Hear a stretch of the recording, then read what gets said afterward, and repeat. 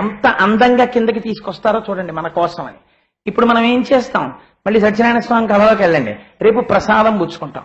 అస్తమానం గోపాలకృష్ణ గారు ఆర్జిత సేవ గృహస్థాసు లోపల పుచ్చుకోండి ప్రసాదం, మీరు ఇలా పుచ్చుకోండి ప్రసాదం, అలా అంటే మళ్ళీ తేడా ఉందనుకుంటున్నారేమో. ఏం లేదు, ఉట్టునే లోపల ఏదో ఇస్తాం ఇలా ఇస్తాం అంటుంటారు. కాబట్టి ఎందుకు ఇన్ని మాటలు ప్రసాదం ప్రసాదం ప్రసాదం అని ప్రసాదం పెట్టడం? మీకు ప్రసాదం అంటే ఏమిటో తెలుసా అండి? ఇక్కడికి వచ్చిన తర్వాత అలా స్వామివారి పూజ జరుగుతుంటే మీరు చూడండి, వీడియో చూస్తున్నప్పుడు మీకు బాగా దొరుకుతాయి ఇలాంటివి. కొంతమంది అలా కళ్ళు పడిపోతూ ఉంటారు. కళ్ళు పడిపోతూ ఉంటే మీరు వెళ్ళి ఇలా అన్నారు అనుకోండి, ఒక చక్కటి ఉపాయం ఒకటి ఉంటుంది. అయ్యా నిద్రపోకండి అన్నారు అనుకోండి, అబ్బాయి ధ్యానం చేసుకుంటున్నానండి అంటే. పూజ జరుగుతుంటే అంటే నిద్రపోతున్నానన్న మాట కప్పిపుచ్చడానికి నేను ధ్యానం అదృష్టం ఏంటంటే ధ్యానానికి నిద్రకి ఓలాగాడు, కానీ మనకి తెలిసిపోతుంటుంది అనుకోండి ఆయన తూలు. అందుకని నేను ధ్యానం చేసుకుంటున్నానంటాడు. అపచారమా కాదా? పూజ జరుగుతుంటే నిద్రపోవడం ఏంటండి? మీ గోత్రనామాలు చెప్పాక మిమ్మల్ని నిద్రపోమ్మనే, ఇంకా కుర్చీలు ఎందుకు ఇవేందుకు, చాపలేసేస్తే కూడా వదిలిపోయే. అందుకు కాదు, మనం ఆవలించి నిద్రపోయి మళ్ళీ ఎప్పుడో అక్కడ గోవిందా అన్నప్పుడు కళ్ళు తెరిచి ఇలా ఇలా ఒకటి మెకానికల్ గా అలవాటు అయిపోతుంది. కాబట్టి గబగబా ఇలా అనేసి ఒక్కొక్కసారి ఎంత చిత్రంగా ఉంటుందంటే, సభలో ఎంతమంది నిద్రపోతున్నారు అన్నది తెలుసుకోవాలనుకోండి, ఇదేంటి అక్కడ హారతి ఇవ్వకుండా ఉట్టినే గోవిందా అన్నారనుకోండి, తెలివేసి ఉన్న వాళ్ళు ఊరుకుంటారు, మీకు నిద్రపోయిన వాళ్ళు ఇలా అంటారు. హారతి ఇచ్చారనుకోండి అంటే నిద్రలో ఉన్నారనమాట. నేను ఒకసారి ఒక ట్రిక్కిష్ కండక్టర్ ని చూశాను. సామర్లకోట నుంచి వస్తున్నప్పుడు అతను చాలా మంచి శరీర దారుఢ్యంతో ఉన్నాడు, చాలా బలిష్టమైన వ్యక్తి, విశేషంగా మద్యపానం చేసి ఉన్నాడు, చాలా క్రౌర్యంతో ఉన్నాడు. సీట్లో పడుకొని నిద్రపోతున్నాడు. భానుగుడి జంక్షన్ లో దిగవలసిన నేను, నిద్రపోతున్న వారు, కండక్టర్ గారు, డ్రైవరు, నలుగురుమే ఉన్నాం 4 వేదాల్లాగా ఉంటే, కండక్టర్ ఆఖరికి ఆయన దగ్గరికి వచ్చి లేపి ఎక్కడ దిగాలని అడిగాడు. భానుగుడి దగ్గరికి వచ్చేస్తుండగా వాళ్ళు లేచి కళ్ళు విప్పన్నాడు, బాలాజీ సెంటర్లో దిగాలి అన్నాడు. అలాగే పడుకో అన్నాడు కండక్టర్. నేను అనుకున్నాను ఇదేంటి, భానుగుడి వచ్చేస్తుంటే బాలాజీ సెంటర్ రావాలంటే పడుకో అంటాడేంటి అనుకున్నాను. అతను నేను తొనకలేదు బెనకలేదు, నా దగ్గరికి వచ్చి అన్నాడు, మాస్టారు మీరు భానుగుడి దగ్గర దిగండి, నేను బస్సు దిగి బాలాజీ సెంటర్ అంటాను. వాడు తాగున్నాడు కదా దిగిపోతాడు అన్నాడు. రాజు వాడు పడుకోవడానికి నేను లేపడం ఏంటంటే, నాకు తెలిసా ప్రతి సెంటర్లో ఎవడు దిగుతాడో అన్నాడు. అని నేను ఇది జరుగుతుందా అని చూస్తున్నాను. నేను దిగిపోతుంటే కండక్టర్ కిందకి దిగి బాలాజీ చెరువు అన్నాడు. వీడు గబగబా దిగిపోయాడు, బస్సు వెళ్ళిపోయింది. వాడు కళ్ళు నులువుకుని అటు ఇటు చూసేలోపల కాంప్లెక్స్కి వెళ్ళిపోయాడు.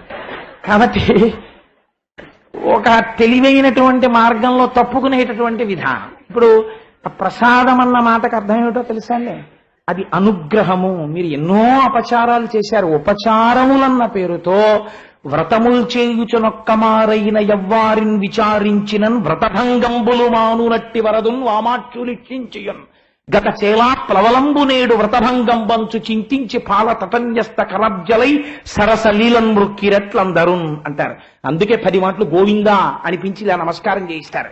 అలా అన్నంత మాత్రం చేత దోషం పోతుంది. అప్పుడు ఏమవుతుంది, ఆఖరణ మీకు ప్రసాదం ఇస్తారు. ఈ ప్రసాదం అంటే ఏమిటో తెలుసా అండి?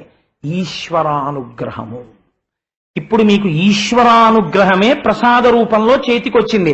నాకు ఈశ్వరానుగ్రహం అక్కర్లేదు అని మీరు అన్నారనుకోండి, తత్ఫలితాన్ని మీరు అనుభవిస్తారు. ఈశ్వరానుగ్రహం అక్కర్లేని వాడు ప్రమాదానికి పోతాడు. ఈశ్వరానుగ్రహం కావాలనుకున్న వాడికి ప్రమాదం ఉండకుండా పోతుంది. కాబట్టి ఏం చేయాలి? వెడుతూ వెడుతూ అందుకే ప్రసాదం తీసుకునేటప్పుడు చెప్పులు విప్పి కళ్ళకద్దుకుని ఇది నన్ను రక్షించగలిగినది అని మీరు పిచ్చుకుంటారు. ఏమండి ఇంత పులిహార తినేస్తే మమ్మల్ని ఎలా రక్షించేస్తుందంటే మీకు అనుమానం రావచ్చు.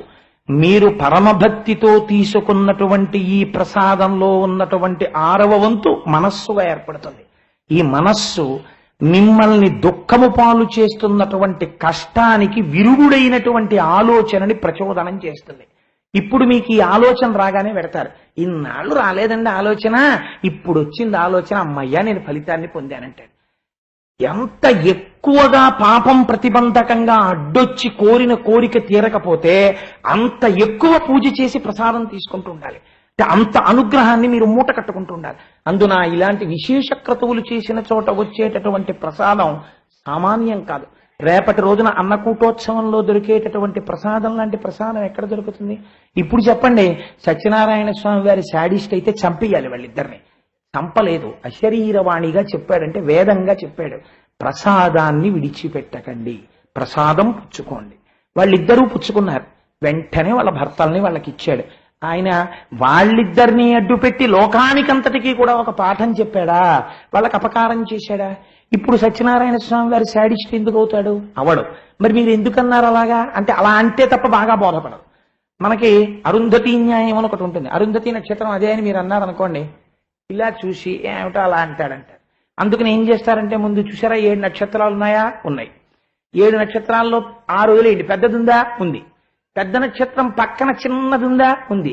ఆ మెరుస్తున్నదే అరుంధతి. అంటే అరుంధతిని చూపించడానికి మిగిలినవన్నీ చూపిస్తూ పెడతారు. అలా బాగా నాటుకోవడానికి వ్యతిరేక వాదంలోంచి సమర్థించే వాదంలోకి ప్రవేశిస్తాం తప్పది ఈశ్వర నిరసనము కాదు. కాబట్టి రేపటి రోజున మనందరం చక్కగా అన్నకూటోత్సవ ప్రసాదాన్ని స్వీకరిస్తాం. ఇక రేపటి రోజు జరిగేటటువంటి విశేషోత్సవం గురించి నేను 4 మాటలు విజ్ఞాపన చేశాను. ఒక ఉత్సవం గురించి మాట్లాడవలసి వస్తే ఎన్ని రోజులైనా మాట్లాడవచ్చు, కానీ అది కాదు ప్రయోజనం. నేను కేవలం దాని యొక్క మౌలికమైనటువంటి సిద్ధాంతావిష్కరణము చేసి వెంకటాచల వైభవమును గురించి కొన్ని మాటలు ప్రస్తావన చేయడం. చూడండి, వెంకటేశ్వర స్వామి వారి అవతారం రావడానికి, మిగిలినటువంటి అవతారములు రావడానికి మీకు ఒక ప్రధానమైనటువంటి భేదం కనపడుతుంది పురాణంలో. మీకు ఉదాహరణకి నేను దశావతారాల్లో మీకు కొన్ని అవతారముల యొక్క ఆవిర్భావమును గురించి మాట్లాడతాను. రామావతారం ఉంది. రామావతారం ఆవిర్భవించేటప్పుడు ఒక గమ్మత్తు జరిగింది. దశరథ మహారాజు గారు ఒక ఇష్టి చేశారు. ఇష్టిం తేహం కరిష్యామి పుత్రీయాం పుత్రకారణాత్ అధర్వ శిరసి ప్రోక్తై మంత్రై సిద్ధాం విధానత అన్నాడు ఆయన. నాకు బిడ్డలు కావాలయ్యా, నేను ఒక ఇష్టి చేస్తున్నాను అన్నాడు. ఆ ఇష్టికి దేవతల్ని పిలిచినప్పుడు వాళ్ళు ఎదురుగుండా వచ్చి కూర్చుని తీసుకోవడం కోసమని మనం పెళ్లి భోజనానికి పిలిస్తే అందరూ వచ్చినట్టుగా దేవతలందరూ వచ్చి కూర్చున్నారు. అలా దేవతలందరూ కూర్చుని ఉండగా చతుర్ముఖ బ్రహ్మ గారు వచ్చారు. బ్రహ్మాస్త్రం, చతుర్ముఖ బ్రహ్మ వీళ్ళు ఎప్పుడూ సర్వదా గౌరవనీయులు. ఇంటి పెద్ద సృష్టికర్త ఆయన. అందుకని బ్రహ్మగారు రాగానే సభలో అందరూ లేచి నిలబడ్డారు. నిలబడి వారు కూర్చున్నారు. కూర్చుని ప్రసన్నంగా అందరి వంక చూశాడు. అప్పుడు వీళ్ళందరూ ఎలాగో పెద్ద ఆయన వచ్చాడు కదా, ఓసారి కష్టం చెప్పుకుందామని నైనం సూర్య ప్రతిపతి వార్ష్వే వాలిన మారుత చెర్వోల్మిమాలీతం దృష్ట్వా సముద్రోపి నకంపతే.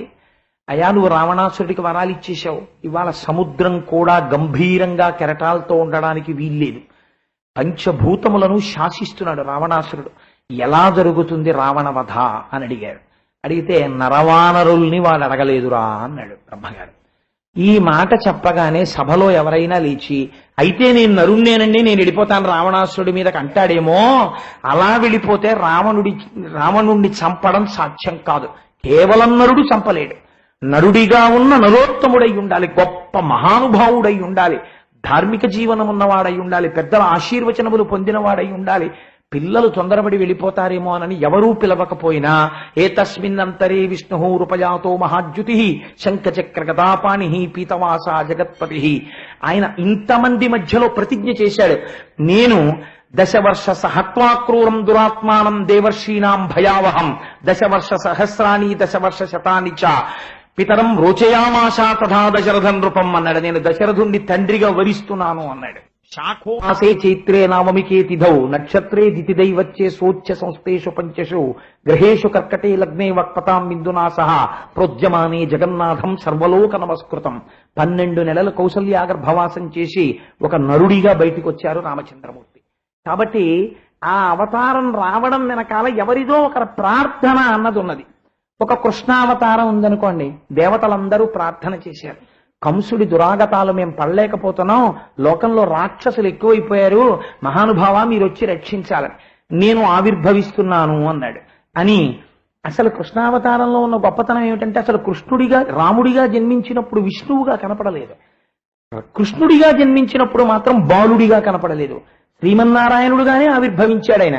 జలధరదేహు నాజాను చతుర్బాహు సరసీరుహక్షు విశాలవక్షు జారు గదా శంఖచక్ర పద్మ విలాసు కంఠ కౌస్తుభమణి కాంతిభాను కమనీయ కటిసూత్ర కంకణ కేయూర శ్రీవత్సలాంఛనంచిత విహారు మరుకుండల ప్రభాయుత కుంతలలాటు వైఢూర్య మణిగణ వరకిరీటు బాలు పూర్ణేందురుచిజాలు భక్త లోకపాలు సుగుణాల వాలు కృపావిశాలు చూచి తిలకించి పులకించి చోద్యమంది ఉబ్బి చెలరేగి వసుదేవుడు ఉత్సహించే అంటారు పోతన గారు.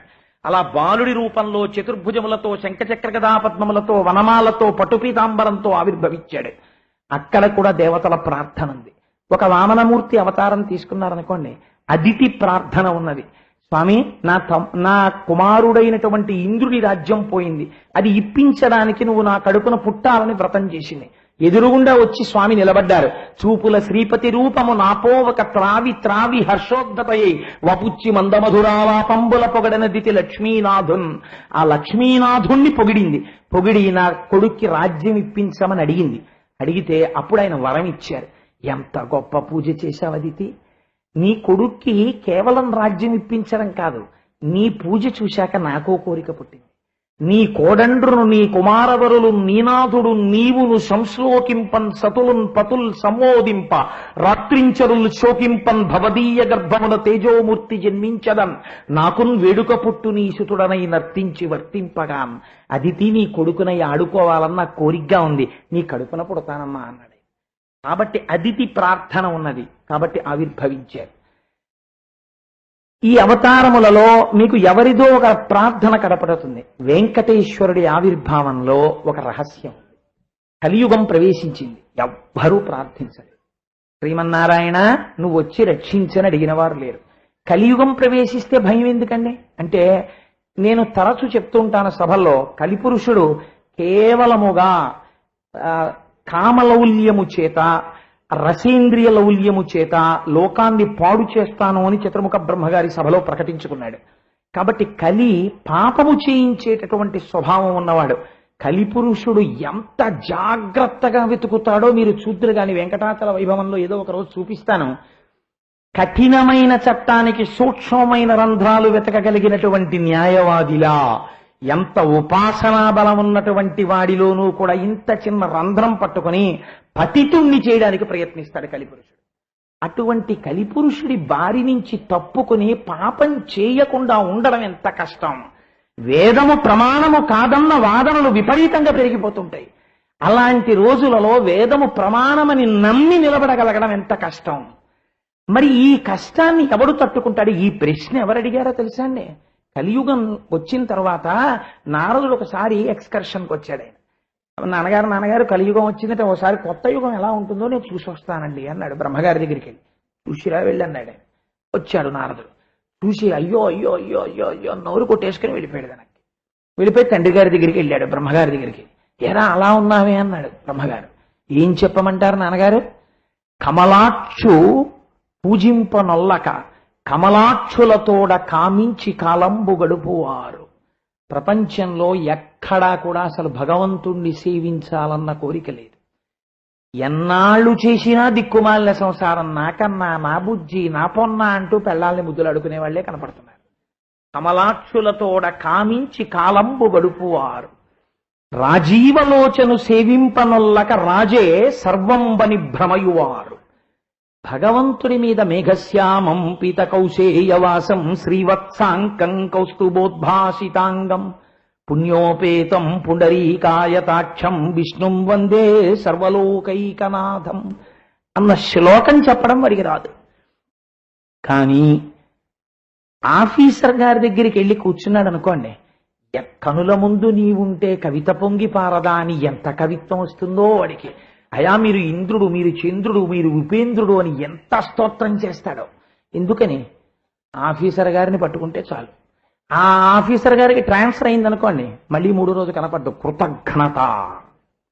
అందుకే చెప్తాడు కిష్కింధకాండలో లక్ష్మణుడు, బ్రహ్మగ్నేచ సురాపేచ చోరే భగ్నవ్రతే తథా నిష్కృతి విధి విహితాసిద్భి కృతజ్ఞో నాస్తి నిష్కృతి. కృతజ్ఞుడికి నిష్కృతి లేదు. కాబట్టి ఎంతసేపు కూడా అధికారులను స్తోత్రం చేసేవాళ్ళు ఉంటారు తప్ప, అధికారులను అలా స్తోత్రం చేయడం ఒకనాడు వాళ్ళకి ప్రమాదం తీసుకొస్తుందని స్తోత్రం చెయ్యకుండా నిగ్రహించుకుని మంచి మాట చెప్పేవాడు కలియుగంలో ఉండడు. ఆ రూపంలో వచ్చి కలిపురుషుడు పాడు చేసేస్తాడు భగవద్భక్తుడిని. కాబట్టి స్తోత్రపాఠం చేసేవాళ్ళని కొంచెం దూరంగా ఉంచాలి. ఓహో కలిపురుష లక్షణం అని. కనుక రాజసర్వంబని భ్రమయువారు. స్త్రీనాథు సేవింపనొల్లక శ్రీమంతులగుట కాంక్షించువారు. చిత్రం ఏమిటో తెలుసా అండి? వాడికి విష్ణు అక్కర్లేదు, వాడికి నారాయణుడు అక్కర్లేదు. వాడికి ఎవరు కావాలంటే లక్ష్మీ పూజ ఒకటే చేస్తాడు. వాడు లక్ష్మీదేవి ఒక్కతే కావాలి. నాకు సీతమ్మే కావాలి, నాకు రాముడు అక్కర్లేదని అడిగిన వాడు ఉన్నాడు ప్రపంచంలో. వాడికి 10 తలకాయలు తెగిపోయి. ఒకడు నాకు సీతమ్మ అక్కర్లేదు రాముడే కావాలన్న స్త్రీ ఒకతుంది, దానికి ముక్కు చెవులు తెగిపోయి. నాకు సీతారాములు కలిసి కావాలన్న ఆయన ఉన్నాడు. ఆయన భవిష్యత్ బ్రహ్మయ్యై, ఆరాధనీయుడై, మహాపురుషుడై, పూజనీయుడై, స్వామి హనుమయ్యై నిలబడిపోయారు. అందుకని ఆ తల్లి అంటుంది సుందరకాండలో, శక్త్యా లోభయితున్నాహమ్మైశ్వర్యేన ధనేనవా. గోరి పెచ్చాడా, సీతారాములు 2 కాదురా, ఒకరిని విడిచి ఒకరుండరంటుంది. వీడికి లక్ష్మీ అనుగ్రహం కావాలి, నారాయణానుగ్రహం వీడికి అక్కర్లేదు. వీడు అసలు ఆ పేరెత్తడు. వీడికి అన్నీ ఏమొచ్చు అంటే లక్ష్మీ ప్రార్థనలు వచ్చు. మీకు ఆశ్చర్యం చెప్పనండి, ఇంట్లో కొంతమంది లక్ష్మీదేవి ఫోటో గేటు వంక చూసేట్టు పెట్టుకోరు. ఎందుకు పెట్టుకోరో తెలుసా? వెళ్ళిపోతుంది కదండి అంటారు. అంటే వాళ్ళ దృష్టిలో ఏమిటో తెలుసా అండి, గేటు వైపుకు పెట్టకపోతే ఇంకా ఆవిడికి దారి తెలియదు. దారి తెలియక ఆ ఇంట్లోనే తిరుగుతుంది. అంటే వీడి దృష్టిలో ఎంత పాపపాలోచన నేను చేస్తున్నాను అన్నది ఉండదు. ఆ ప్రశ్న మనం అడగచ్చా అలాగా? కోటేశ్వరారు మీతో మాట్లాడాలంటే ఒక్కసారి మీ ఇంటికి రావాలి. ఒక్కసారి అయ్యా ఏదో వెంకటాచల వైభవం జరుగుతోందండి, రోజుకి 4-5 గంటల కన్నా పడుకోవట్లేదు, ఇప్పుడు ఒత్తిడిలో ఉన్నాను, కుదరదండి, చాలా అర్జెంట్ అండి, ఒక్కసారి 5 నిమిషాలు వెళ్ళిపోతా, ఒక్కసారి రావచ్చా? సరే నా ప్రారంధ కర్మ రండి అన్నాం అనుకోండి. వచ్చి ఏమిటంటే మీకు అంత అర్జెంట్, దేనికి వచ్చారు చెప్పండి అన్నాను. లక్ష్మీదేవి ఫోటో వీధిలోకి ఉందండి మా ఇంట్లో, లక్ష్మి వెళ్ళిపోతుంది అంటున్నారు, అదేమైనా ఇబ్బందా అంటారు. అదే house what a silly question it is. Lakshmidevi photo వీధిలోకి చూస్తే లక్ష్మీదేవి వెళ్ళిపోయింది అనుకోండి, ఇంకా అసలు ఆ ప్రపంచంలో ఐశ్వర్యం ఉంటుంది. అదే అండి లక్ష్మీదేవి తత్వం. వీధిలోకి ఆవిడ ఫోటో ఇలా పెట్టకూడదు, పెడితే ఆవిడ వెళ్ళిపోతుంది. వీడికి మాత్రం 31వ తారీఖున జీతం ఇవ్వకపోతే కోర్టుకు వెళ్ళిపోతాట. 1వ తారీఖున శుక్రవారం అంటే వీడు పాలవాడికి డబ్బు ఇవ్వడం. అదేంటి మరి నువ్వు బతికినట్టు వాడు బతకడా? అంటే అసలు ఆ చెప్పే మాటలకి అర్థం ఉండదు. ఎంతసేపు ఎక్కడికి స్టకప్ అయిపోయి ఉంటారంటే, దీపపు కుందులో 2 ఒత్తులైనా 3 ఒత్తులైనా హారతి ఇలా అనాలా ఇది తప్ప అసలు భక్తి భావన వైపుకి వెళ్ళలేడు పూర్తిగా. ఎంతసేపు కోరిక ఏమిటంటే, విష్ణుమూర్తిని గేటు వైపుకు పెడతాడు, లక్ష్మీదేవిని ఇంటి వైపుకు పెడతాడు. ఈవిడ ఇంట్లోకి రావాలి, ఆయన ఉంటే ఎంత ఊడిపోతే ఎంత మాకు ఎందుకు వచ్చింది? ఎందుకంటే విష్ణుమూర్తి మా ఇంట్లో రాక్షసులు ఉన్నారా, రావణుడు ఉన్నాడా, సంహారం చెయ్యాలా, అలాంటి వాళ్ళ ఇంటికి పోతాడు ఆయన, మాకెందుకంటే ఆయన, మాకు లక్ష్మీదేవి ఉంటుంది చాలు. నేను సభాముఖంగా ఇలా అడిగానని మీరు అనుకోకండి. మీరు ఎంతమంది ఇలాంటి వాళ్ళని చూడలేదో మీరు ఒకసారి పరిశీలన చేయండి. వినే చెప్పాడండి నారదుడు, శ్రీనాథు సేవింపనొల్లక శ్రీమంతులగుట కాంక్షించువారు నారాయణుని చేరు దారిను హింపక పాపసంఘంబుల తగులువారు. వేదము యొక్క అచ్చిట్ట చివరి ప్రయోజనమేమి అంటే, శంకర భగవత్పాదులు అంటారు శిష్యులతోటి, వాక్యార్థస్య విచార్యతాం శృతిశిర పక్ష సమాశ్రీయతాం దుస్తర్కాస్తు విరంయతాం అని మహానుభావుడు వేదో నిత్యమధీయతాం అని శిష్యుల్ని కూర్చోబెట్టుకుని సమస్త సారాన్ని చెప్పారు ఆయన. ఏమిటి తెలుసుకోవాలో తెలుసా? ఈ మనుష్య జన్మలోకి వచ్చిన వాడు వేదము చేత ప్రతిపాదింపబడిన పరమాత్మ దర్శనము వైపుకి అడుగులు వేస్తూ వెళ్ళాలి. కానీ అసలు నారాయణుని చేరడం అంటే అది ప్రస్థానం.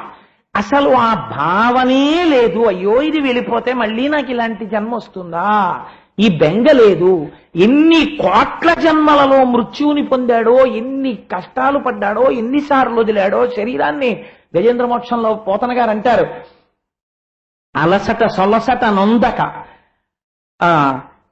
ఒంటికి శ్రమయును లేక ఉద్దండత రాత్రులు సంధ్యలు దివసంబులు కరి మకరతోడ పోరెన్ 1000 సంవత్సరములు. 1000 అంటే సహస్రం, సహస్రం అంటే అనంతం. ఎన్ని కోట్ల జన్మలో ఎన్ని జన్మలయ్యాయో ఎవడికి తెలుసండి? ఒక జన్మలో కోడిగా ఉండి తిరగేసి కట్టి లోనాకి కట్టేసి తీసుకెళ్లిపోతుంటే తల రాయికి తగిలి పగిలిపోయి చచ్చిపోయాం. ఒక జన్మలో పందెయి పుట్టినప్పుడు కాళ్ళు కట్టేసి తిరగేసి రోకలి పెట్టి కొడితే కడుపు బద్దలై చచ్చిపోయాం. ఒక జన్మలో తొండై పుట్టి చెట్టు మీద ఉంటే కాకి పట్టుకెళ్లి ఎత్తుకెళ్లి కాళ్ల మధ్య కూర్చోపెట్టుకుని తన వాడి ముక్కుతో కొట్టి ప్రేగులు పీకుతుంటే చచ్చిపోయాం. ఒకనాడు ఒక కోడి పుట్టి కిందనే ఉండి ఒక్కొక్క కోడిని పైకి తీసి కోసేస్తుంటే కింద నా బతుకుందని ఈ కోడి అనుకుంటుంటే ఒక్క కుక్క కోడిని తీసి కోసేస్తున్నప్పుడు కుక్క అంటూ చచ్చిపోయాం. గడ్డి మేసినటువంటి మేకని తీసుకొచ్చి మేకని పెంచినటువంటి వాడు కంఠం కింద చెయ్యి పెట్టి ఇలా ఇలా చూస్తుంటుంటే వెర్రి మేక వెర్రి గొర్రె తలెత్తి నిలబడతాయి. ఎంత ప్రేమో నా యజమానికని, ఎంత కండ పట్టిందో ఎంత బరువు ఉంటుందో అని వాడు చూసుకుంటూ ఉంటాడు, కంఠం కొయ్యడానికి మాంసం తీసుకోవడానికి. ఎన్ని జన్మలలో వెళ్ళిపోయావో, ఎన్నిసార్లు మృత్యువాత పడ్డావో. ఈ శరీరము ఉన్నప్పుడు మాత్రమే మనుష్య ఉపాధిలోనే నువ్వు నారాయణుడి వైపుకి అడుగు వేయగలవు. వెంకటాచల వైభవం జరుగుతోంది, సుప్రభాతం జరుగుతుండగా తెల్లవారి లేచి వెళ్లి పుణ్యం మూటగట్టుకోగలిగినటువంటి అదృష్టము ఒక్క ఈ ఉపాధికే ఉన్నది అని రాగలిగిన అదృష్టం నీకు మాత్రమే ఉన్నది. రాలేవు. ఎన్ని సంవత్సరాలు పడుతున్నావో తెల్లారకట్ట, 7 తెల్లవారుజాములు నువ్వు లేవలేకపోతున్నావు. అంటే మిమ్మల్ని నేను అంటలేదు, నాలాంటి వాడి గురించి చెప్తున్నాను. కాబట్టి నారాయణుని చేరు దారిను హింపక పాప సంఘంబుల బడయువారు ఆఖరికి ముక్తి అను మాట ఎరుంగక. అసలు మోక్షం అనేటటువంటి మాట ఒకటి ఉంది. అసలు ఆ సబ్జెక్ట్ అక్కడ అది ఎందుకండి మనకి? అసలు మోక్షం మాట దేవుడు ఎరుగండి. మీరు ఎవరి దగ్గరికైనా వెళ్ళి ఈశ్వరుడు గురించి ఓ మాట చెప్పారనుకోండి, చెప్తే వెంటనే వాళ్ళ ఇంట్లో పెద్దవాళ్ళు ఏమంటారంటే, అప్పటికి ఆయనకి 60 ఏళ్ళు వచ్చి తలకి రంగేసుకుంటుంటాడు. ఆయన ఏమంటారంటే, ఇప్పుడు ఎందుకంటే దేవుడి గురించి, మరి ఎప్పుడు దేవుడి గురించి ఆలోచిస్తారండి, ఎప్పుడు పూజ చేసుకుంటారు, మీరు ఎప్పుడు పురాణం వింటారండి అని అడిగారు అనుకోండి, అంటే మనకి ఎంత అవసరం ఏం లేదు, మనం ఎవరికి ఉద్ధారకులంకాం అలా మీరు అడుగుతుంటారా కోటేశ్వరారు అని అనుకోకండి. నేను ఉదాహరణకి చెప్పానంతే. అడిగితే వాళ్ళ స్టాక్ రిప్లై ఒకటి ఉంటుంది, వెంటనే ఫ్యాట్ కమ్స్ ద రిప్లై. వాళ్ళు ఏం చెప్తారో తెలుసా అండి? రిటైర్ అయిపోయింది. నాకు చాలా మంది తగులుతుంటారు అంటారు. నేను ఎవరిని అడగక్కర్లేదు, అయ్యా కోటేశ్వరారు రిటైర్ అయిపోతే మీ వెనకాలేనండి అంటాడు. ఇది నాకు బరువు. అంటే దానివల్ల నేను ఏదో పొంగిపోయి ఎప్పుడు వాడు రిటైర్ అయిపోయి నా వెనకాతల అనుచరుడిగా వస్తాడో అని నేను తపస్సు చేస్తాను అనుకుంటాడు. చాలా సిల్లీ స్టేట్మెంట్స్ ఉంటుంటాయి. కొంతమంది కనపడుతుంటారు నాకు, ఎక్కడో కనపడి రైల్లోనో ఆఫీసులోనో, కోటేశ్వరారు ఏమనుకోకండి నేను రాలేకపోయాను పురాణానికండి. వాడు రాకపోతే నేను అనుకోవడానికి, మా అమ్మాయి పెళ్ళి అదేమన్నా, ఎవడ అదృష్టం ఉంటే వాడు వస్తాడు, వాడు చూసుకుంటాడు వెంకటాచల వైభవం. నాకెందుకు మధ్యలో వాడు రాకపోతే నేను బెంగెట్టేసుకుంటానా? అలా నేను బెంగెట్టుకుంటే వాడు ఎందుకు ఆత్మీయత ఉంటే బెంగెట్టుకుంటాను అంతే, లేకపోతే ఎందుకు బెంగెట్టుకుంటాను? కనుక అంటే మీకు ఒక ఉదాహరణకి నేను ఈ మాట అంటున్నాను. ముక్తి అను మాట ఎరుంగక కేవలము భుక్తి మార్గ సాధనాకైక చిత్తులై ధరాతలమునందలి ప్రజలు సొక్కుట కని బాధపడుచుంటినో అబ్జగర్భ అన్నాడు. ఎంత సంపాదించినా దానసాధ్యం కుల కుక్క పిల్లి పంది పిట్ట వీటికి డిపాజిట్లు లేవు, బ్యాంకులు లేవు, ఏటీఎం కార్డులు లేవు. మనిషికి మాత్రం ఎంత సంపాదించేసినా అయ్యో ఈశ్వరుడి వైపుకి నేను అడిగేయలేదు, వెళ్ళిపోతోంది కాలం అని ఆలోచిస్తున్న వాళ్ళు లేడు నాన్నగారు. ఏం ఆశ్చర్యం అండి, మూటలలా కడుతూనే ఉన్నారండి, ఏమిటండి కలియుగం అన్నాడు. నాన్నగారు అసలు ఉద్ధరించేవాడు ఎవరు ఉండరా అండి ఈ యుగంలో? మరి ఇంత పాపం జరిగిపోతోందే, పుణ్యం అన్న మాటే లేదే, ఈ పాపరాశి రోజు రోజుకి పర్వతాలు పెరిగినట్టు పెరిగిపోతున్నాయే మనుష్యులకి, వీళ్ళు ఎలా బయటకు వస్తారండి? ఇంకా ఇంకా హీనోపాధుల్లోకి వెళ్ళిపోతారు కదా. దయాళువై కలి ఇంత పాపం చేయిస్తే తాను పాపం తీసేవాడు లోకంలో ఎవడైనా ఉన్నాడా అని అడిగాడు. అయితే బ్రహ్మగారు నవ్వన్నాడు, ఉన్నాడు. ఎప్పుడు ఏ యుగంలో ఎవరు అలా రక్షించాడో ఆ శ్రీ మహావిష్ణువే ఉన్నాడు. ఎవరు అడగకపోయినా ఆంధ్రదేశంలో దక్షిణ భారతదేశంలో శ్రీకాళహస్తి దగ్గర ఉన్న సువర్ణ ముఖీ నదిని దాటిన తరువాత వెంకటాచల పర్వత సానువుల మీద బంగారు నిలయంలో తనంత తానుగా మూర్తి అయి నిలబడి తన దగ్గరికి వచ్చినంత మాత్రాన, దర్శించినంత మాత్రాన, నామం చెప్పినంత మాత్రాన, తలనీలాలిచ్చినంత మాత్రాన, చిన్న సేవ చేసినంత మాత్రాన, హుండీలో రాగి కాడి వేసినంత మాత్రాన, ప్రసాదం బుచ్చుకున్నంత మాత్రాన, నమస్కరించినంత మాత్రాన పాపరాశిని ధ్వంసం చేయడానికి వస్తున్నాడు రా ఆ వెంకటేశ్వరుడు వస్తున్నాడు. ఆ పేరేది వేం పాపం కటతే ఇది వెంకటేశ్వర. పాపము వేం అయితే కటతి తొలగించేవాడు వెంకటేశ్వరుడై అంతటి దయాళు అయి వచ్చి నిలబడుతున్నాడన్నారు.